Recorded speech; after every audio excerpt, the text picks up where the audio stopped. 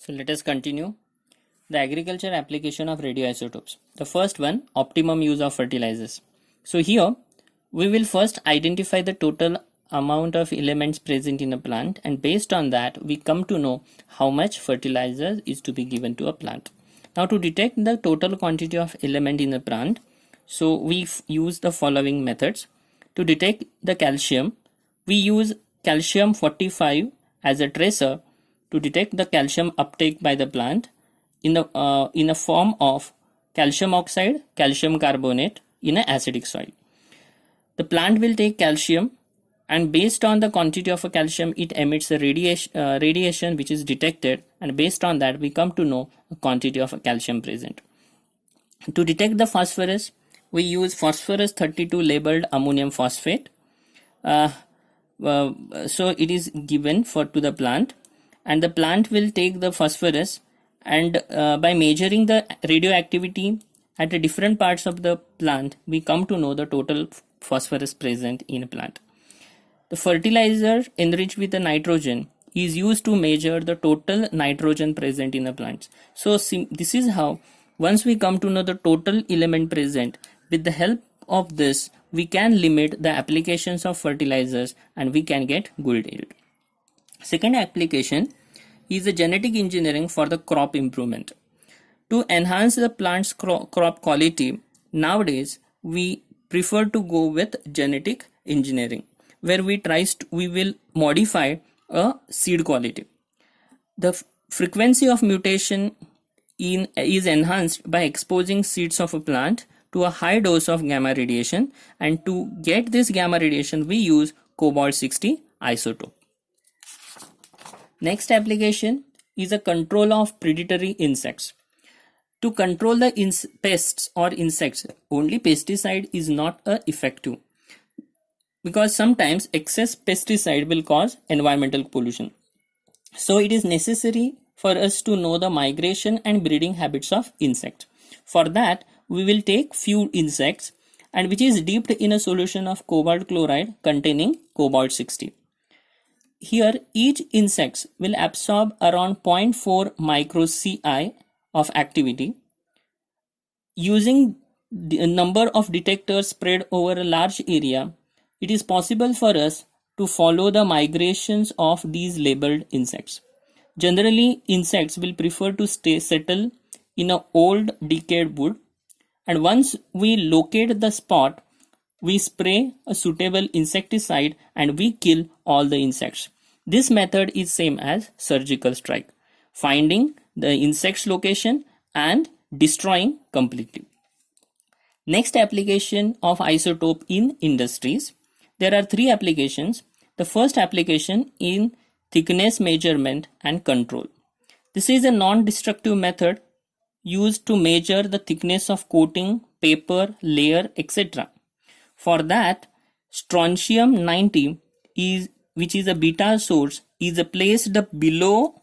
Suppose if this is a sheet, then strontium 90 which is a beta source is placed below the sheets of the coating, and GM counter which is a detector which placed above it.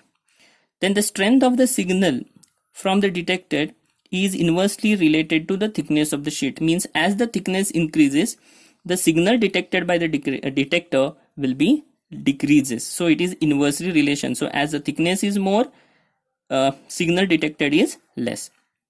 Sometimes both the sides of the sheets is not free or not accessible, and in that case backscattering technique is used as shown here, where both detector and source are placed on the same side of a layer or sheet.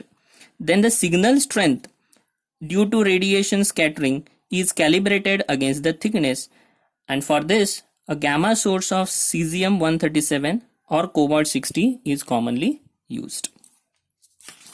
Second application in industry is to find the friction and wear out. Friction means when the two surfaces of a two metal object rub against each other like this. Suppose two rollers are rolling one above another, then during this motion a friction develops, and during the friction small amount of material is transferred from one surface to another. See, means when this roller rotates along with another, due to friction, some of the material from one roller is transferred into another. This measurement is done by as follows.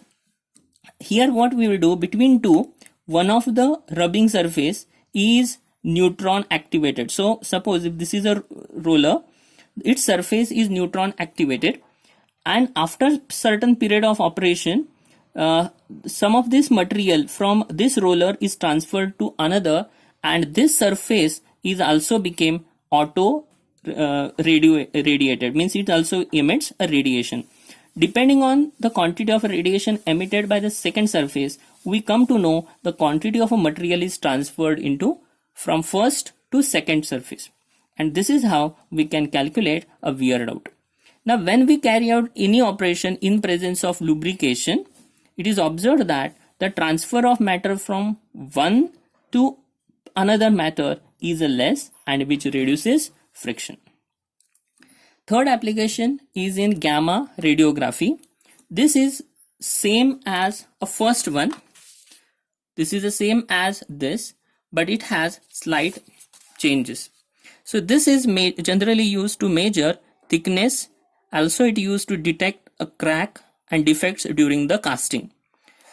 Here a photographic film which is sensitive to gamma radiation is placed behind, and gamma source is placed in front of the layer or the material whose thickness we are finding. This method is commonly used to monitor rolling thickness of a red hot steel plate, and also to find out wear out of inner linings in a blast furnace. Actually speaking, gamma radiography played important role in high temperature application, which is not possible by beta source, which we used in here. So here we used beta source. Beta source cannot use at high temperature, so we prefer to go with gamma radiation technique. The advantages of gamma radiography over X-ray graphy is gamma source did not need a cooling arrangement, which is needed for X-rays. Second, gamma emitter source is very compact capsule. Its size is very small compared to X-ray instrument. Thank you. The reference is Arnikat. Thank you.